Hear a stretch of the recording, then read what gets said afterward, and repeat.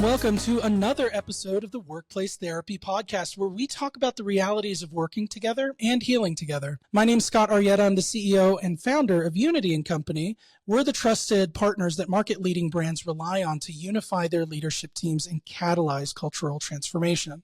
Now, today I'm so excited to introduce you all to our special guest, John Wichmann. John Wichmann is the founder and CEO of Gather Sciences, the creator of Balanced Hybrid, a best practice framework for hybrid work that prioritizes intentionality, consistency, and accountability. Balanced Hybrid was specifically designed for organizations and their associates to realize the benefits of hybrid work without compromising productivity, growth, or employee development. John is a vocal advocate for data-driven hybrid work strategies, emphasizing their potential for organizational growth, employee well-being, and environmental benefits. He frequently speaks on these topics and how to unlock new areas of ROI with an optimized hybrid model. John resides in Atlanta. He's an investor and a mentor within the tech community and serves as president of the Board of Technology Executives Roundtable. John, we're so excited to have you on the show today. Thanks, Scott. Excited to be here and to chat with you. Same. All right. So why don't we just kick off with a general overview? Now, you've talked about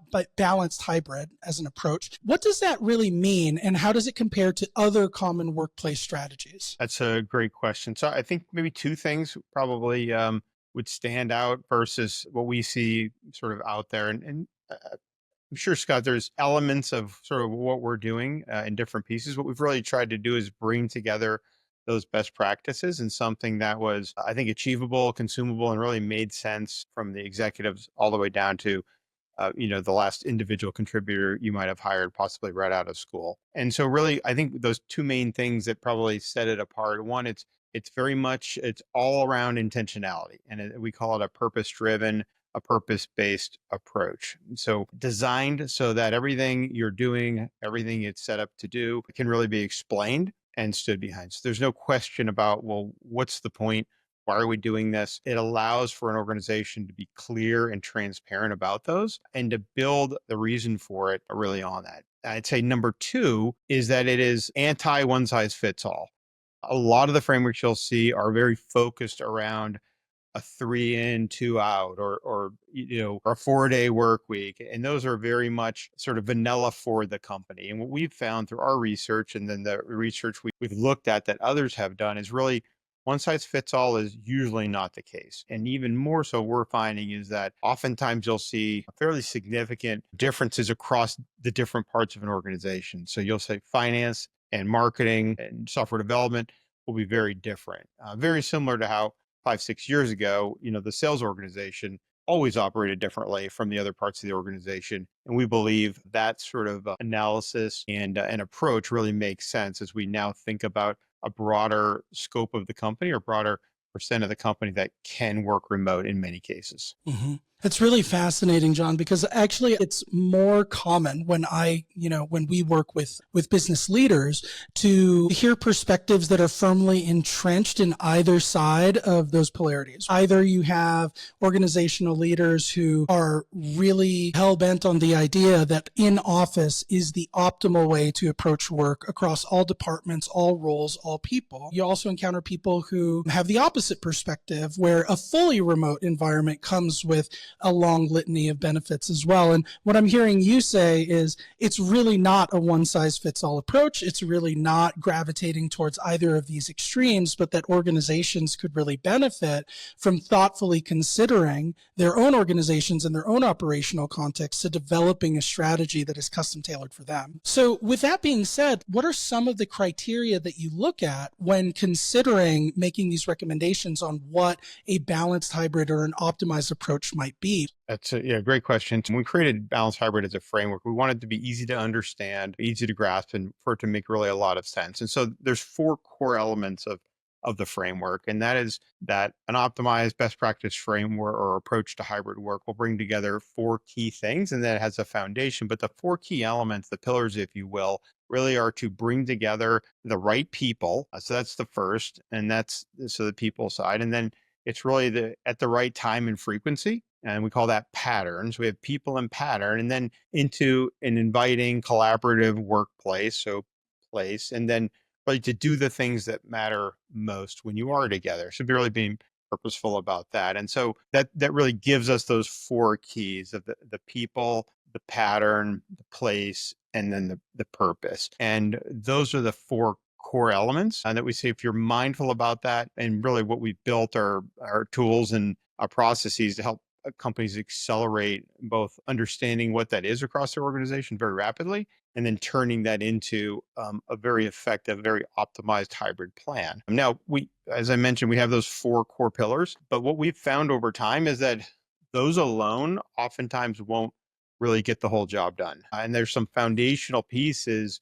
really around visibility. So that's understanding who's in the office when and making that easy to see and easy to understand so people can not wonder if is Scott out or is he just working remote?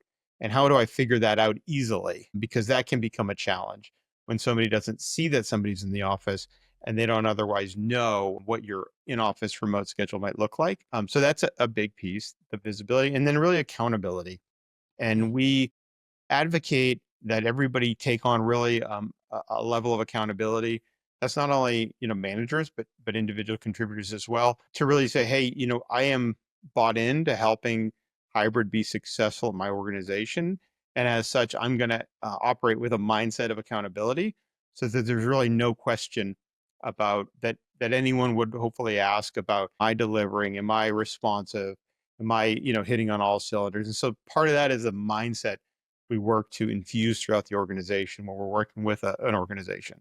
Rewinding a little bit to the top of your previous comments, I love the idea of breaking down your evaluation of what an optimized approach might be by people, patterns, place, and purpose, right? And I think those dimensions are just so genius because, in our observations working with organizations, it feels like typically it's employees who are advocating for the fully remote side of things and more senior organizational leaders who seem to have a bias for in office. And often those two groups are talking at each other, but both making very relevant points. And it occurs to me that the points that they're making, we don't have a systematic framework by which to evaluate what is the holistically right decision based off of those points. So I think that's what you guys are seeking to do. And you've done it in a very segmented and readily understandable way. But I wonder if you could dig into that for us a little bit more. When we talk about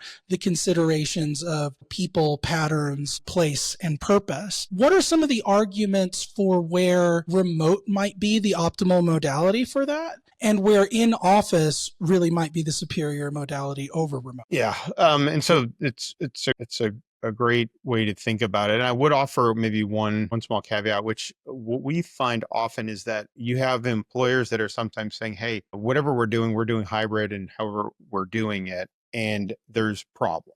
Right. So they're seeing what I believe really are true issues. And that's with onboarding and with smoothness of communication and agility, innovation, culture. And so those are real issues. I don't believe that your average executive is pulling people back just because they're upset about empty office space. I think if they thought they could grow and be successful in their businesses and hire and have people learn without any office space, they'd do it in a heartbeat because office space is expensive, right?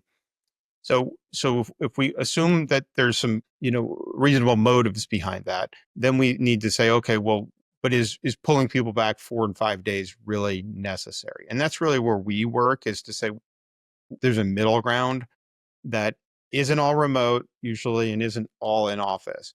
And so it's really trying to find what that middle ground is.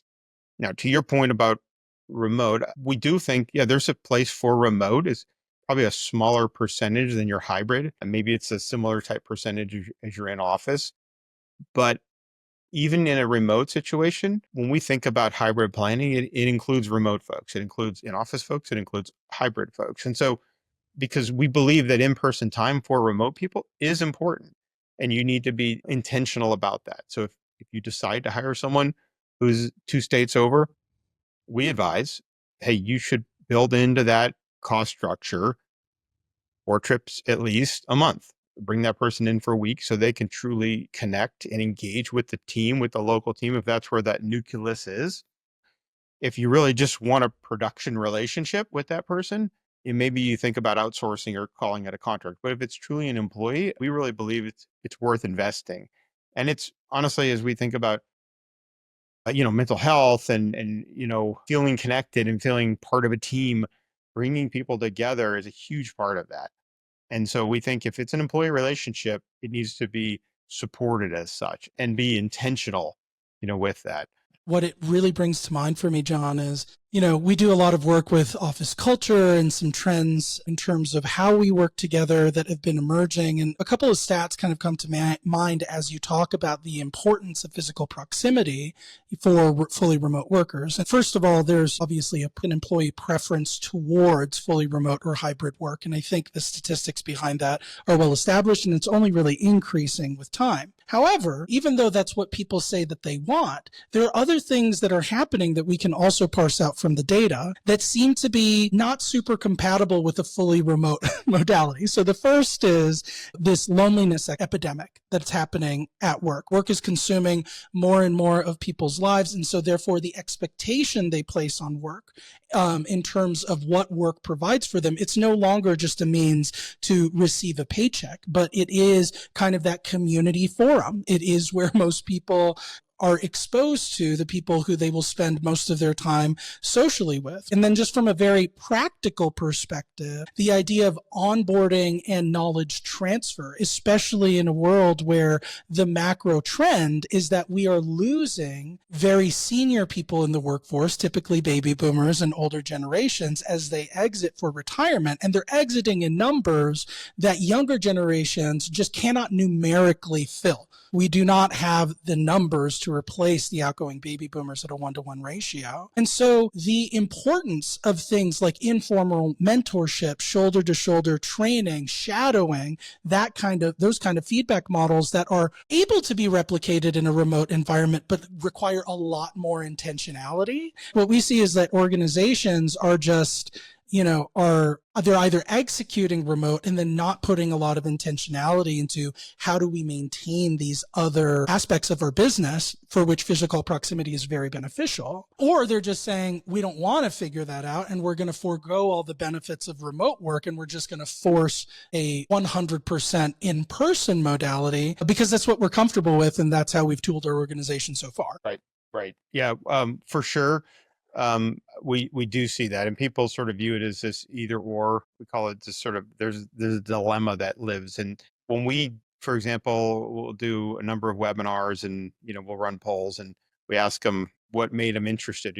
Where are they at and what are they trying to do? And the vast majority every time they're currently hybrid, but it's just not working well. And that tension eventually builds to where that managing partner, if it's a partner-led firm or that CEO, he or she says, hey, you know what?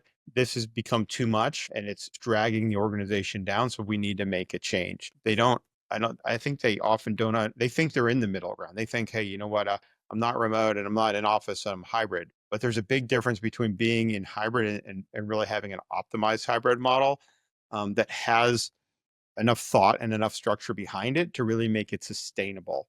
And that's really our mission in life is to, just essentially save hybrid work. We don't want to see it go away. And as you mentioned, there's some really great statistics out there that support it. Some that we, often look at. There's 83% of people, and I've seen up to 85, in some cases higher, really prefer that as an option if they're able to do that type of work. And so it's popular. And then, you have some of the other benefits. People talk about quality of life, job satisfaction. Those are both over 70%, when you introduce a hybrid or remote type environment. And then we've seen it also benefit things such as, women in the workplace. That was heading in the wrong direction pre-COVID and then really made up pretty much all of the lost ground it had lost in the prior years during the pandemic. And, our fear is that, if this trend of large companies wanting to go back full time continues and gains momentum, then we're going to be again reversing progress on that. And so that's something we think about as well. You talked about the environmental aspects as well. Bringing all your employees back 4 and 5 days a week puts more cars on the road, puts more congestion and stress on the infrastructure, and of course we're gonna have higher emissions and more energy usage to do all that stuff. And the question, is it really necessary? Not is it sometimes valuable, but is it fully necessary? Or could you be successful with a more, optimized structured approach to hybrid, which we believe you absolutely can be. Hmm. I do want to ask you that question a little bit more on the nose, because it occurs to me that there are many benefits that could be reaped from implementing a balanced hybrid approach. But I think you've given a lot of examples about how there is a level of intentionality, forethought, a level of implementation, execution that needs to be established in order to do it well. It's not like you can just flip a switch and you've got a perfectly optimized balanced hybrid approach for your organization that's finely tuned. It's work. So when you're working with organizations, do you ever encounter organizational sponsors that are just not sure if it's worth the effort? They see that you can actually get these benefits, but it's like, that feels like a lot of work. Why don't we just rip the Band-Aid off and do a full return to office push? Yeah, I would say entering into an organization and a CEO conversation where there's a high degree of skepticism, I think is not unusual. We've been in more than one case where we're probably,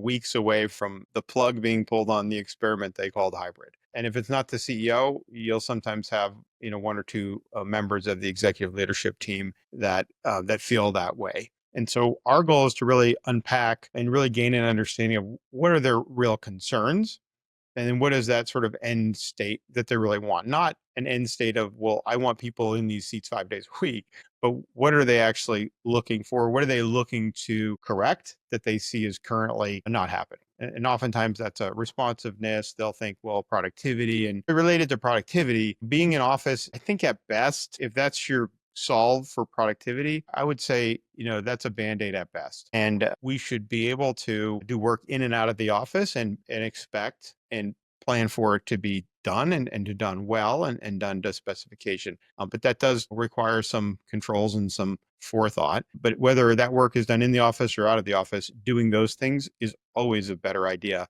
than somebody showing up and really not knowing what they're going to do with most of their day until their boss tells them what to do because they see them. That's a terrible way to live, terrible way to manage. I know sometimes it happens, but it's certainly not optimal. We think there's a great opportunity here to really infuse some operational improvements along the way, and that sort of come along as a bonus to what we do and advocate for. In your work with organizations, as you're working on designing balanced hybrid approaches, I'm curious to know, what are the most common problem statements that these organizational leaders are saying that they want to solve?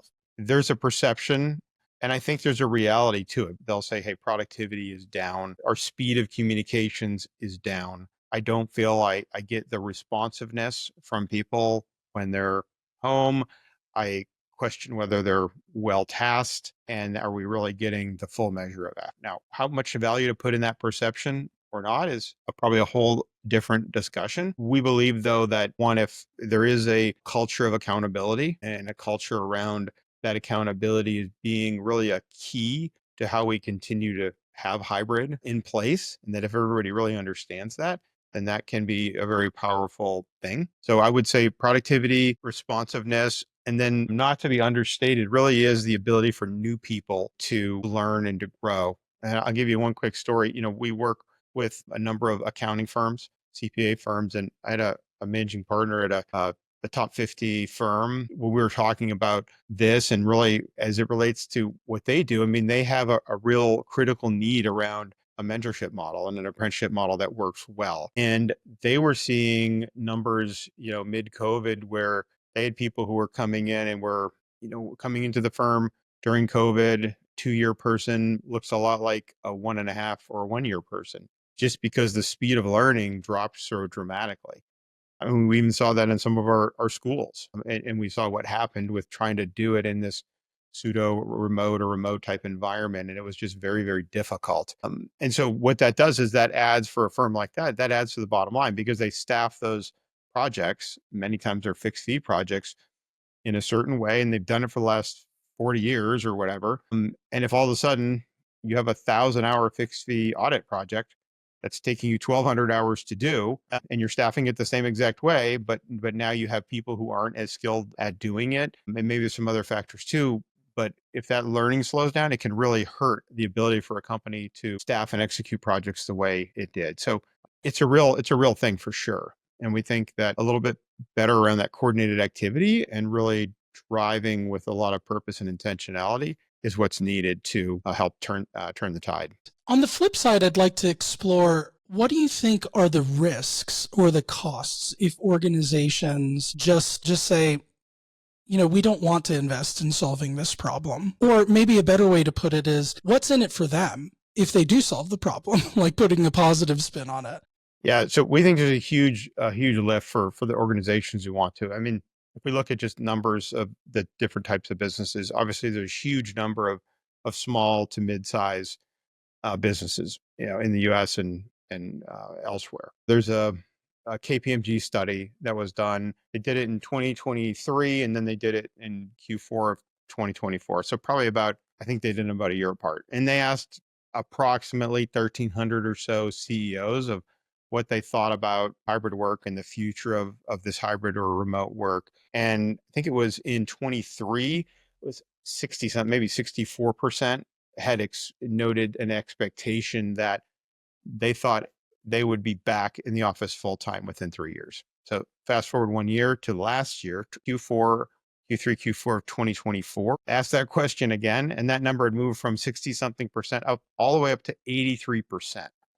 So if you think about that, these are not small company CEOs, right? They have a really good contact list, and they're talking to some real deal mid and large size enterprise CEOs. And if they're saying, hey, 83% of those folks are anticipating a full-time return to work within 3 years, there's absolutely a trend and a movement in that direction. Now, what does that mean for small and mid-size executives and business owners? We think it means that if 83% of people out there are looking for remote or hybrid, and you can get that right, and 83% of these larger company CEOs are moving in the other direction, we think there's a coming opportunity for those small and mid-sized businesses to pick up a lot of amazing talent that may be looking for an exit in the coming few years from some of these companies that are moving away from hybrid. So we think there'll be a big reward for those who figure it out. Now, that doesn't mean just live with broken hybrid and say, well, we get good talent in our broken hybrid environment. We're not advocating that, because you'll probably run those folks away anyway if you're in a broken hybrid model. But we do think if you take the time and intentionality and put that in, that investment in to get it right, it will not only benefit your business and your people, but really your ability to hire and retain, unlike probably most of your competition. Yeah, I love that strategic insight. It's really about capitalizing on the fact that these larger companies are moving more and more towards in-office and leveraging that as a strategic advantage. Personally, I experienced the advantage of that at the beginning of COVID, when the organizations that I was working with at the time, well, everybody was forced to go fully remote. And what they found was, in the fully remote pool, not only did it widen the pool that they got to search for, because they could now seek for people who weren't necessarily in proximity to the office, but it was a mechanism by which, like, startup organizations, which are the organizations I was working with, were able to punch way above their weight class in terms of the types of talent that they were able to attract during that period of time. Yeah, remote's a wonderful thing. And again, it's all about intentionality. And so if you're a startup and you say, hey, you know what, I need to find the right people at the right price, and I can be flexible about where they live. I can be flexible about where they work, right? But if you're maybe a 100-person company, you may not be able to pull that off and still sustain the growth and the continuity. And if you have 7 people working on one thing versus 1 person working on that one thing, the dynamic changes. And so it's really about thinking about, where are we at as a company, as an organization, and just making business decisions, but with something behind them.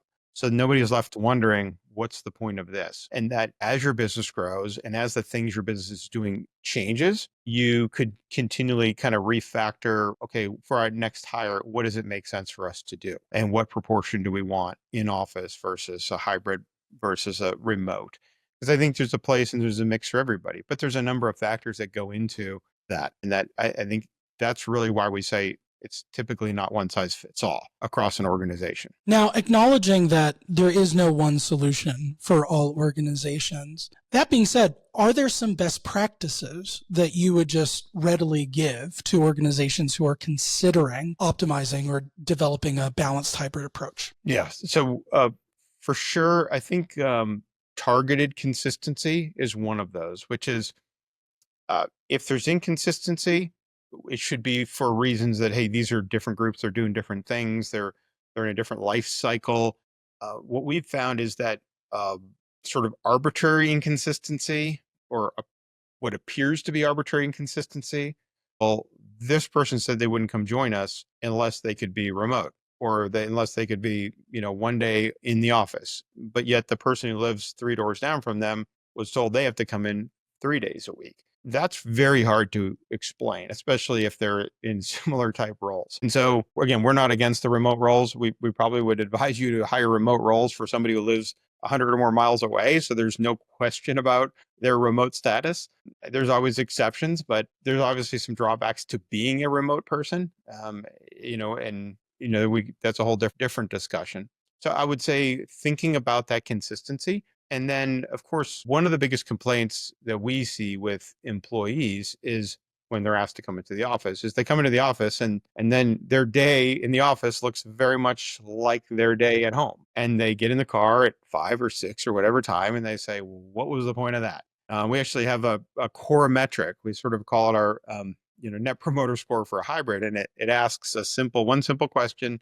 And it's a great measurement we find and a great benchmark and a marker in terms of where a company's at in that journey. And it just says, in the last 45 days, how often has your in-office experience been worth your commute, right? For those who are coming in. And when you see that, and the answers are from 1 to 5, which really represent, never, it's never worth the commute, seldom, sometimes, usually, and always. We have those. Well, what that does, it gives you a good indication of what people are thinking about how worthwhile it is to come in. And so if you're scoring a 3, which is right in that sometimes, then when we talk to executives, you say, well, regardless of why they feel this, you see, if that's 75% of your people who've answered basically a 3 or a less, they're saying, hey, we think, so 75% of your people are feeling like to some degree you're wasting their time, at least half the time. And when we talk about employee engagement and enthusiasm and, treat our customers right and be excited about this, and it's very difficult in our view to achieve all of that if people think you're actively wasting their time. And sometimes that's just helping them understand. But many times it's about changing that in-office experience to be more intentional about it so that people understand why they're in. They see the value and they recognize it is different than being home. So not going and sitting on Zoom calls all day while you're in the office would be one good indicator. I can't tell you how many times I hear about that. We come into the office, we get on Zoom calls and we sit at our desks and then we go home. We have one meeting or half a meeting. And you can't get around that by telling people together is better and water cooler serendipity. Like that does not hold enough water against the commute. Yes, it's not that it's not true, but it's not enough usually to win somebody over to that commute and to really believing that it's necessary, at least as many days as they're being told they need to come in. Yeah, absolutely. I remember talking to somebody recently who worked for a large company that everybody would know, but for the purposes of this podcast will remain nameless. And that company was in the middle of a fairly aggressive return to office push. The scope of this person's job was exclusively to be on Zoom calls 100% of the day with international vendors of the company. And so there was really no change to productivity except for a negative one, because now this person's day was bookended by a 40-minute commute either direction. And I agree. Like, I think it's those situations where we're asking employees to process the cognitive dissonance of arbitrarily inconsistent policies. And I think that's where things really start getting into trouble. And then, what ends up happening is trust in management in general gets eroded. Can we trust that the reasons that we are given for the onus behind these change efforts is actually the reason? And I think that's probably the more important stress fracture in terms of employee engagement to worry about, because once that fracture starts to take root, it just starts to spread, and then it's really, really hard to get back on track. Yeah. Absolutely. Yeah, I really do think it's degraded sort of that respect in leadership and what people think about leadership. Then it's just, well, my boss or our leaders, they're uninformed or they don't trust me, right? They don't trust me. They think the only way I can do work is if somebody's watching me. And none of that sends a great signal to employees. So I think you're spot on there. There's a big impact there. And a lot of it's just how things are communicated. It's not that employees, and you look at stats, and there's some stats that have been going on, they've been doing some, work from home research, been doing stats since like May of 2020. So very early on. And if you look at the number of days in office, like employees are targeting and employers are targeting, they're actually not that different. They're like they've been pretty consistently only about a half a day off, 2.8 to 2.3, days in office. And so it's not like there's this huge gap with people, and employers. I think the gap is that when employees are coming in, they're just so underwhelmed by the experience, and it's just more like, oh, well, we'll just say this magic formula of come in 3 days or whatever it is, and then things will just happen. And unfortunately, it doesn't just happen. And then you have, if there's other things like no consistent and clear, well communicated policy, well, then you get, Sue's looking at Joe, and Joe doesn't come in and like, well, Joe, how come Joe always has car trouble on the days we have in office time? Like, that seems weird. How come Joe always has the sniffles and doesn't want to infect the rest of the team? So for the good of the team, he's not going to come in. I don't do that. Is Joe really sick? When he says he's coming down with something, that seems odd and unusual. That's happening a lot. And so you get that bred in there as well. And so a lack of a clear policy, and it's more manager discretion, that can be a little challenging as well, because people are smart, right? They pick up on that stuff, and it never gives them a great feeling at the end of the day. Well, and I think the punchline for me is there's work on either side of the equation. There is work necessary to optimize remote and hybrid modalities. But now, even more than before, now that most of the workforce has experienced remote and hybrid in practice, there is now a responsibility for employers, if they really want to get the best out of their employees, to make sure that their in-office experience is as effective and productive and as nurturing as it possibly can be. And so if there are organizations that are opting to default to full-time in-office just because there's a perception that optimizing a hybrid approach might be too much work,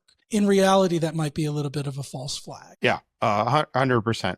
You're spot on with that. Like you said, everybody has a part. We work with employers on changes they can make. But part of it is really speaking to the employees about, hey, there's a part you play here too. And if we want this to be sustainable, if you want this to be sustainable, you have to do your part. And so I can sometimes come in and say that, right? Because I don't work there and I'm helping out, but I can speak to this idea that, hey, any CEO, any managing partner has a duty to protect the growth and success of the business, right? Yes, absolutely.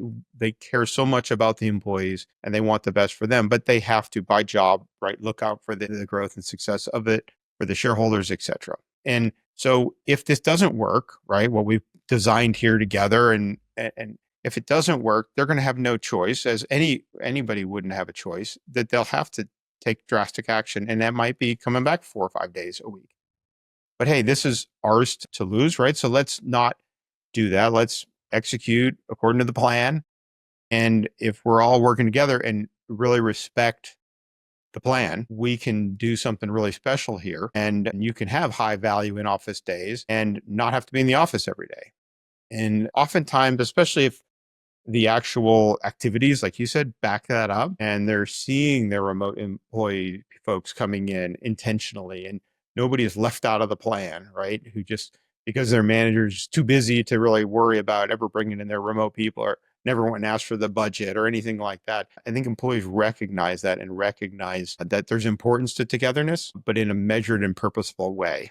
And that's really where we're working to try to drive that consistency and intentionality around, but in a more structured way, so that employees don't have to guess at it. And so executives can feel confident that it's in place, it's being executed across an organization, and that it's having the desired impact. Well, John, you are obviously a wealth of information and a true strategic resource to organizations trying to implement a balanced approach to hybrid. If there are organizations that are listening to this podcast who would be interested in contacting you, maybe picking your brain or exploring work with you along these lines, what's the best way for them to get in contact with you? Probably two best ways, Scott, would just, hit me up on LinkedIn. So John Wichmann, Wichmann, and find me there. And then the second best way is, or equally as good, is just to reach out. Our website has got some contact, if you want to put an inquiry in there, but by all means, feel free to reach out on LinkedIn or on our website. Absolutely. And that website address, just one more time. It's gathersciences.com. So GATHER sciences, SCIENCES. Well, thank you so much, John, just for sharing your wisdom with us and giving us some insight into your experiences and the work that you've done with organizations on a balanced hybrid approach. I'd like to thank our listeners for tuning in today for this enlightening conversation with John Wichmann.